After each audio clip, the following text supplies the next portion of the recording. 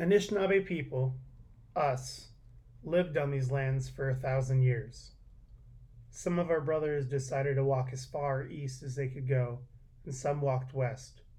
Some crossed great stretches of narrow earth until they reached other parts of the globe. Many of us stayed here. We welcomed visitors who renamed the land Canada. Sometimes things got real between us and the newcomers. Sometimes we killed each other.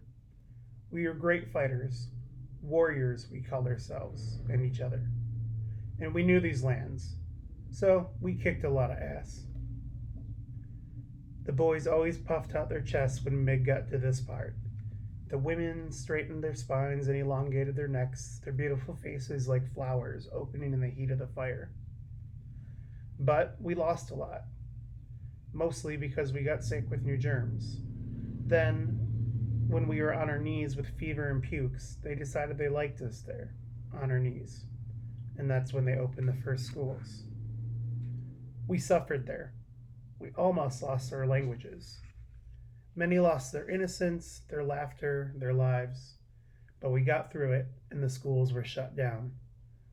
We returned to our home places and rebuilt, relearned, regrouped. We picked up and carried on. There were a lot of years when we were lost. Too much pain drowned forgetting that came in convenient packages.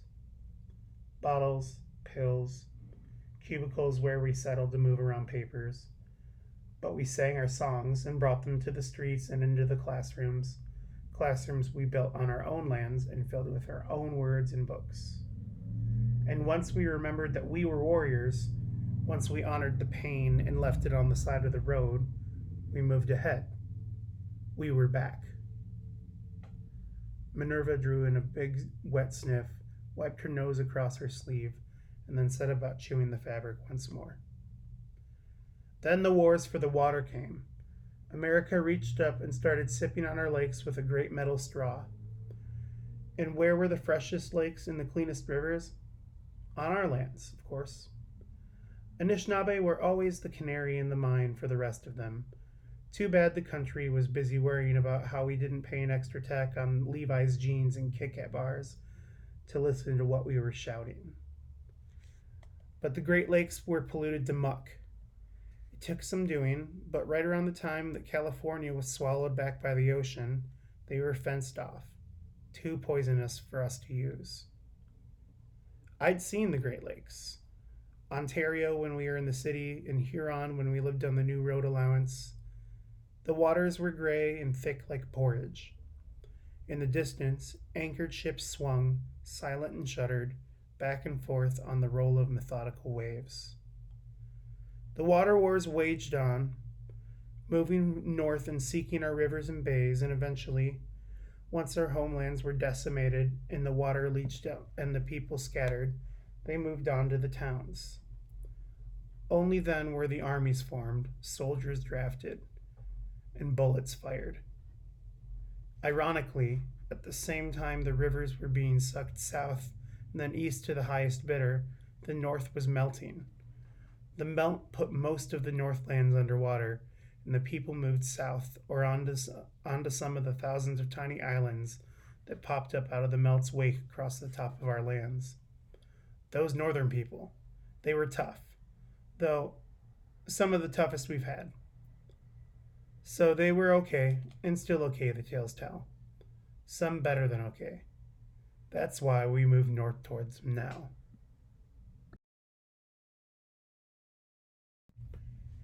In The Marrow Thieves by Cherie Dimaline, a young boy named Frenchie and what's left of his family and friends are struggling to survive in a world that's been nearly destroyed by global warming. The Great Lakes have been polluted beyond use, and the clean water that is left in North America has been more or less seized by the government of Canada. Meanwhile, the majority of the population of North America seems to have lost the ability to dream. One exception to this are the indigenous peoples in North America. So the government of Canada begins to recruit them, as they put it. But once they realize that the key to solving this problem is in the bone marrow of these indigenous peoples, recruitment turns to hunting. And people like Frenchie and his friends and family are on the run from the government so that they can prevent themselves from being hunted for their bone marrow. As it turns out, one of the people in Frenchie's crew actually holds the key to solving the problem and fighting off the recruiters once and for all. Cherie Dimaline is a Métis First Nations author. She, for a long time, was the writer in residence for the Toronto Public Library and was the first Aboriginal woman to do that.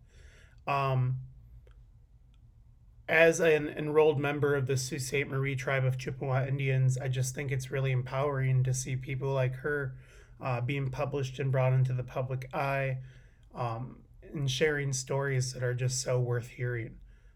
This was a really, really excellent book. It won several awards and very well deserved.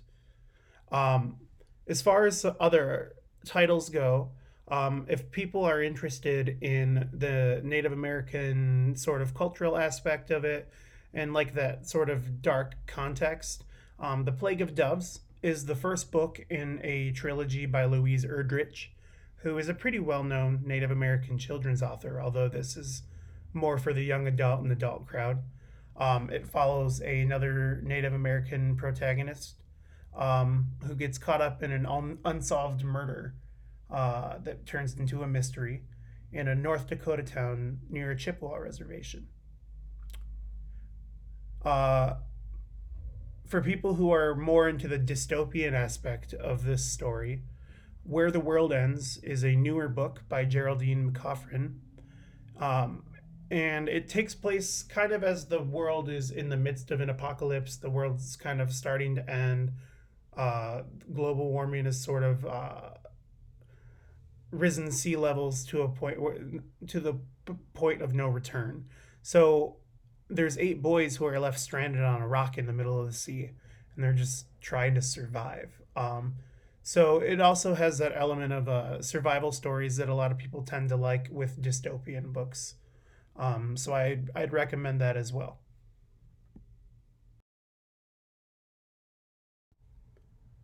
I saw both of the recruiters now.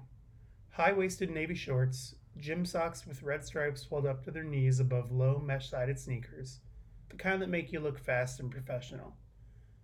Their polo shirts are partially covered with zip front windbreakers one shade lighter than their shorts. The logo on the left side was unreadable from this distance, but I knew what it said. Government of Canada, Department of Oneirology. Around their necks, on white cords, hung those silver-white whistles. Mitch was carrying on like a madman to the treehouse, yelling while they dragged him down the ladder and onto the grass. I heard a bone snap like a young branch. He yelled when they each grabbed an arm and began pulling. He yelled around the house, into the front yard, and then into the van, covering all sounds of a small escape into the trees. Then the door slid shut, and an engine clicked on and whirred to life, and I was alone. I wanted to let go. I wanted to take my arms off the trunk and fold them to my chest like a mummy, loosen my thighs from their grip, and fall in a backward swan dive to the bottom. I pulled one hand back and clutched the opposite shoulder. Deep breath. You can do this. The other hand shook as it began to release. The skin of my thighs burned with the extra strain. Soon they too would be unclenched. Deep breath. If I survived the fall, which was possible, I'd be taken to the school with Mitch. This thought was appealing at first, and for a brief moment I had some kind of TV reunion in my head. Me, Mitch, Mom, Dad. But I knew that's not how it would go. A few had escaped from the schools, and the stories they told were anything but heartwarming. There's a man named Migwan who came by the council last night, my father had said one night when we were still together. He escaped from one of those satellite schools, the one up by Lake Superior. Dad had bags under his eyes. He gathered us around the kitchen table to talk, but spoke haltingly, like he'd rather not. He told us about what's happening to our people. It wasn't easy to hear, and he was frantic. Tried to leave right away, looking for this Isaac fellow.